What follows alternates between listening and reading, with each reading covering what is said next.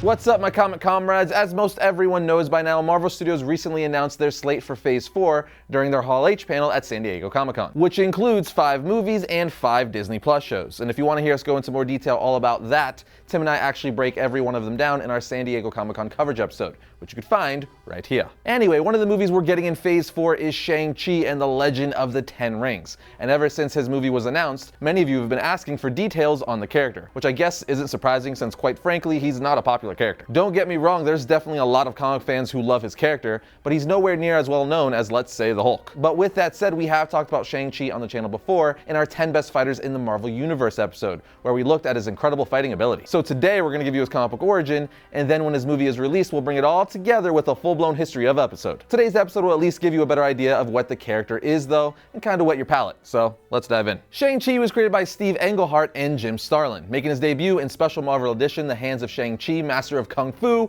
issue 15 in December of 1973. That title is a mouthful. This is also the issue we get his origin, so this is the issue I'm going to be talking about today. It starts off with Shang-Chi in the present fighting several men who are saying, "Kill him, destroy the red-garbed intruder." And Shang-Chi is making quick work of them, snapping spines with his elbow, kicking people in the jaw, dodging swords, and so on. And when the sumo wrestler calls him a fool, saying, "You'll never reach my master, Fu Manchu," Shang-Chi says, "You are the fool, Sumo, for I am Shang-Chi. I am the son of Fu Manchu." At this point, we are thrown into the past where we learn Shang-Chi's origin. We see him bowing to his father, Fu Manchu, saying, "Greetings, honorable one. I await your commands. You have only to speak, and I am your slave." His father then replies, "Shang-Chi, child of my flesh, all of your 19 years have been spent here in my Honen retreat, where I and my most trusted senseis have trained you rigorously in both the mental and martial arts.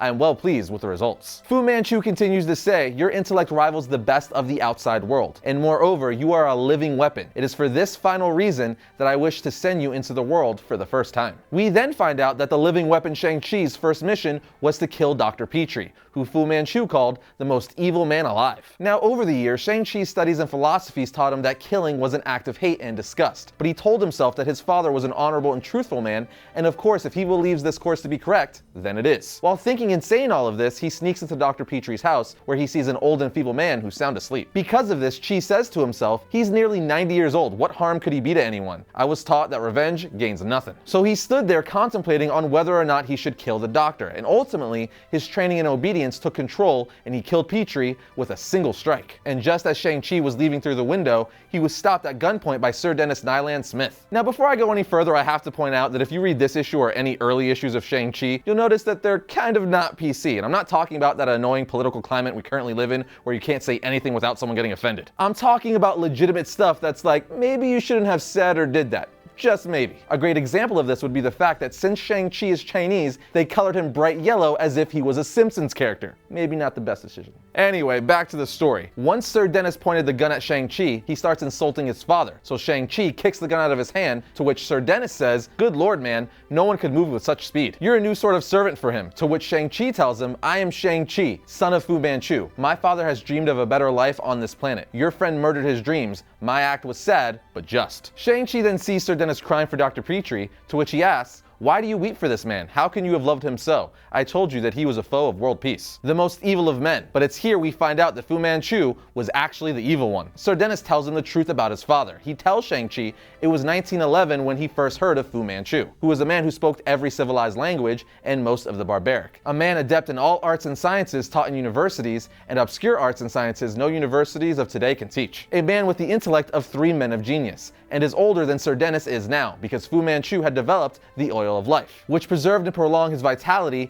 a fountain of youth, so to speak, becoming essentially immortal, which freed him to work single-mindedly towards his single goal: domination of the world using Sci-Fan, a group of elite assassins, as well as numerous terrible cults. But it doesn't stop there. He also has other weapons that are worse, such as spiders, rats, reptiles, and other lonesome vermin, as well as manipulating men with beautiful women. Sir Dennis also tells him that him and Dr. Petrie tried to stop him many years ago. After this, Shang-Chi visited his mother, who confirms everything Sir Dennis said to him. And when Shang-Chi asks, "How could you have been with my father then?" she basically told him, "I never loved your father, but I married him for his power." I ain't saying she's a gold digger. After this, we are brought back to the present where the beginning of the issue started, and we see Shang-Chi made easy work of all his father's guards and defenses. And when he finally confronted his father tells him all of his evil plans himself. But keep in mind, Fu Manchu doesn't think his plan is evil. But Shang-Chi says, "Father, you speak with absolute assurance, completely convinced that your vision is the only proper way, and like all men who speak like this, you are mad." When next we meet, it will be as enemies, and Fu Manchu says, "Every evil on this planet is at my command, and henceforth they will all be directed toward your doom." And just like that, we have the origin of Shang-Chi. Now obviously in the MCU they're probably going to change several things here and there and probably make them more linked to the Mandarin, but either way,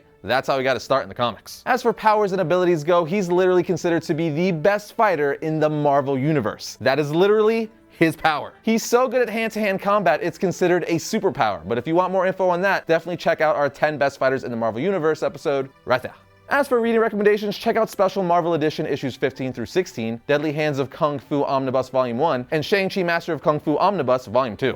That does it for today's episode, but as I said before, if you want more Shang-Chi, check out our 10 best fighters in the MCU episode right here, and if you love the channel, which we really hope you do, click the subscribe button right there so you never miss an episode. Other than that, I'll see you guys next time when I talk about all things comics.